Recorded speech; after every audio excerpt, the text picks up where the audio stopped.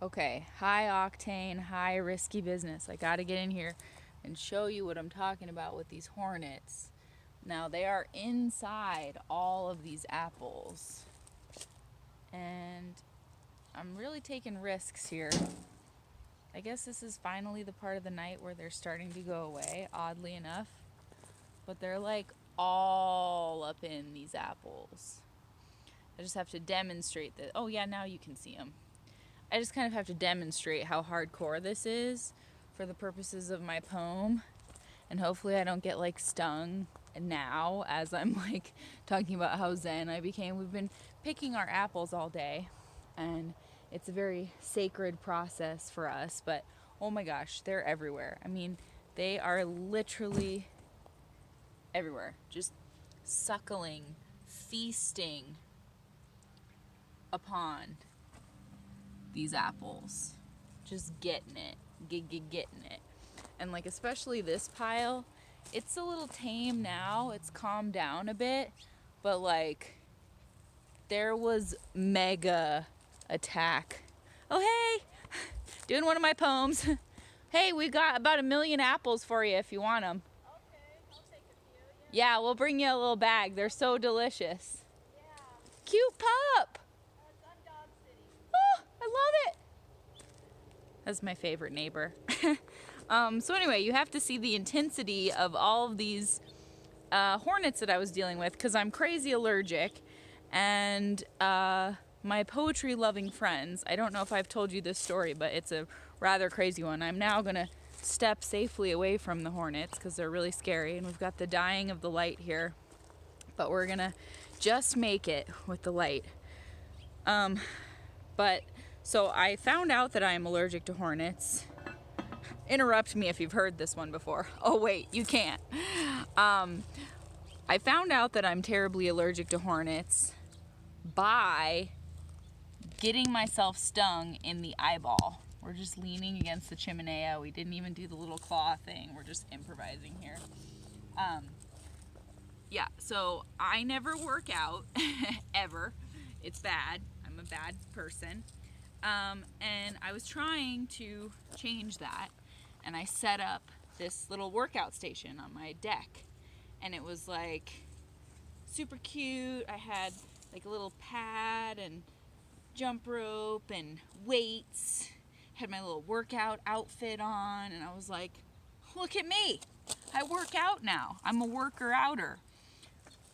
I'm just gonna sit right up on the ground because that's the kind of poem we've got for you today. Just a profound love of the nature way. Right on cue, my friend, the bird, being like, yeah, nature.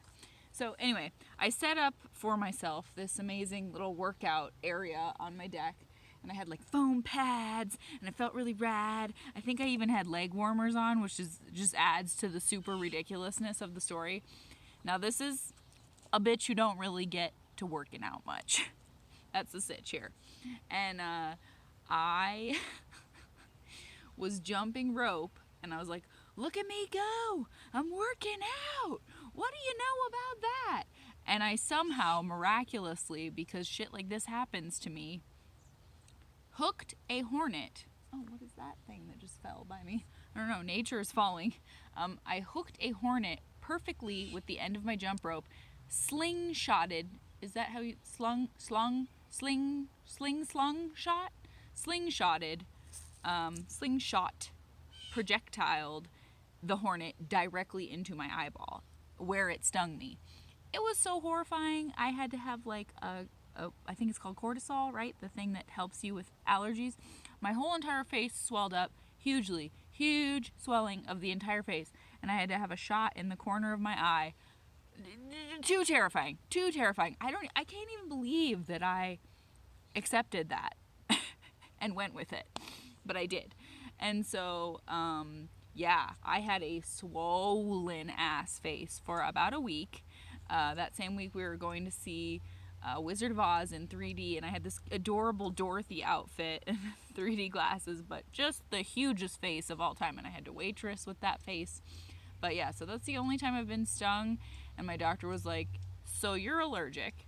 My uncle actually he makes his own honey and honey wine, and I call it death-defying wine because he is also severely allergic, and he like keeps his own bees and does that, and that's cool. High octane. So that's how I felt with the apples today. I mean, I'm sitting just a few feet from them right now, and it was a good kind of Taoist practice for me because I literally just had to put it out there that like this is a pleasurable thing for me. These apples are sacred to me, and I'm not going to let that be ruined by Hornet tomfoolery. It's just not happening. So I just was steadfast about that. Like, no. But this is one of my favorite new journals, and I don't write enough lately. I'm always trying to put these together for y'all at the last minute, and so I'm like I swipe them in my phone because it's faster. I'm like words coming out of my head. So it's nice to sit down and take the time to actually pick up a pen and cultivate contentment, which I've not been feeling a great deal of, as you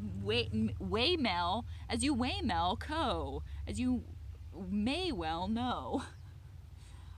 Haven't been feeling a lot of contentment, so you have to cultivate it. So I wrote this one, and I really like it. If you watched a few days ago, I talked about derealization and not feeling real, and hearing this very trippy, hugely reality reverberating sound of jets going over my house all day long, and I was kind of so exhausted that I kept being in a half awake, half asleep state. Oh well, here's a scary one. Gizmo, do not bite that apple. Come on over here with me. There's literally an apple with like an entire army of hornets right over there, and we're gonna beware, and we're gonna be okay. This little sucker's been like getting drunk off the apples, I think. And we tell him no, and he's like, oh, I'm just gonna pick it up with my mouth anyway. And we're like, dude, no. But he knows a good fruit when he sees one. So today I found a little bit of Zen, which I've not had much of, and I'm trying to ride it. And so ride it and write it.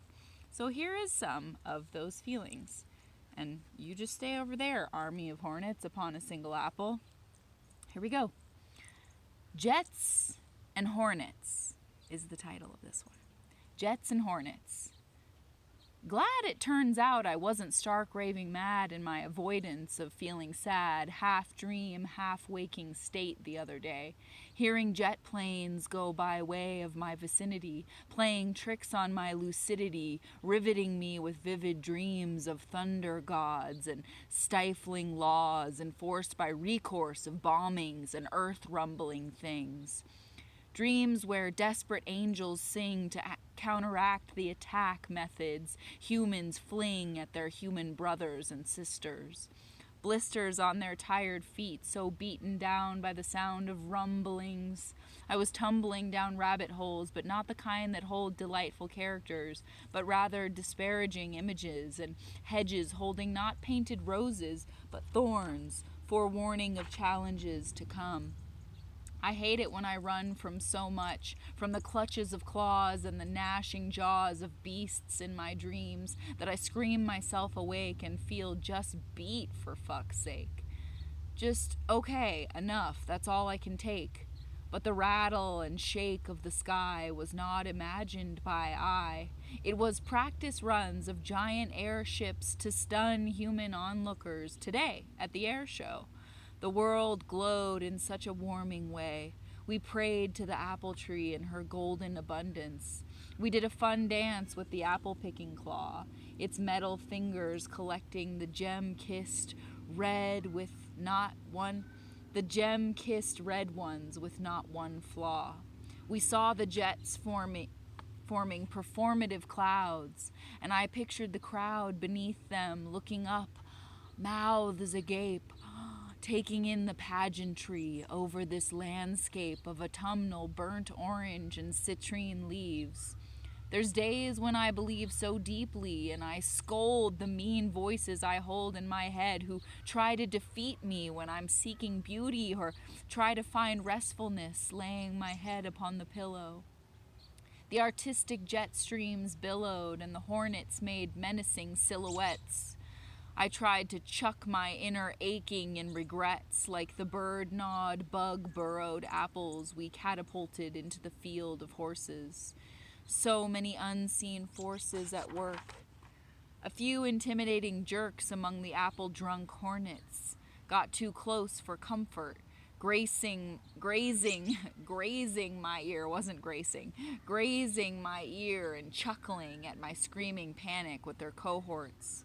I snorted while pulling apples down with the picker, sent leaves like little sent leaves and little pokey stickers right into my nose.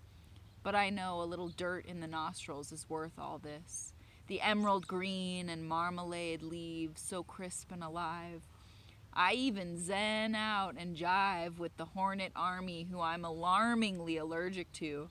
I just find a groove with them and move in a way that honors their fruit juice sucking orgiastic party all around me. I tell them calmly and out loud that I respect them. Just then I pull down a perfect blushing apple with one happy leaf upon its stem. Pain can mend. The part of life filled like a jam-stuffed pastry with delight is not pretend. It's within sight and reach, and there to teach me more than I think I know. I step with intention and slow around the feasting hornets whose numbers grow, and I accept them as part of the eternal flow. We stow our fall-ripened treasures all over the house and take great pleasure selecting the most outstanding among the harvest. The hardest part of change is the strange way you must embrace it in order to face it and admit that it's always there. I care about every molecule of this existence, and sometimes it triggers a resistance in me against such shifts. But I'm trying to exist with the hornets, soar with the jets, and just accept the gifts. I like that one. Today. I like that we found some beauty along our way. We found it, Gizmo. We discovered it. I love how this little boy just sits with me and gives me joy. And he's like, okay, this is what we're doing? Okay, I'm into that. Just the most precious. So, Gizmo, don't you go near that apple. See, he was just about to go for the one that I was going to show you. See, okay, now it's not quite as extreme, but yeah, Gizmo went for him and they all departed, but this guy's just legit drunk on that apple. Like, I'm telling you, they get faded on these apples. Like, they get faded. So, wow. Oh my gosh, I do not know that you are going to be able to see it. Probs not. Oh man, I wish you could. It's like that. There she is. You can see her. See the moon? Oh, you guys. Do you see her? Oh. Yep, that's gorgeous. Woo. So I'm going to try to go salvage the rest of this sunshine.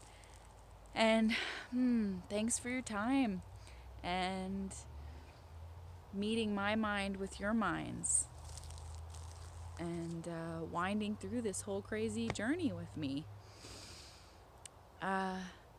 Today was a gift of abundantly obvious beauty, and it's really important to recognize that. Yeah. Because otherwise we forget and our eyes turn to the things that pull us downward. So I was looking up today and I'm glad I wasn't crazy. Them jets were real. And that's the real deal. This is me, Teal. I'm out. I'm going to go chase the rays. And we'll do it again. Tomorrow and the next day. And all them other days. Counting them up, counting them down, however you say it. bringing you the sounds of my thoughts. And I got more in store for ya.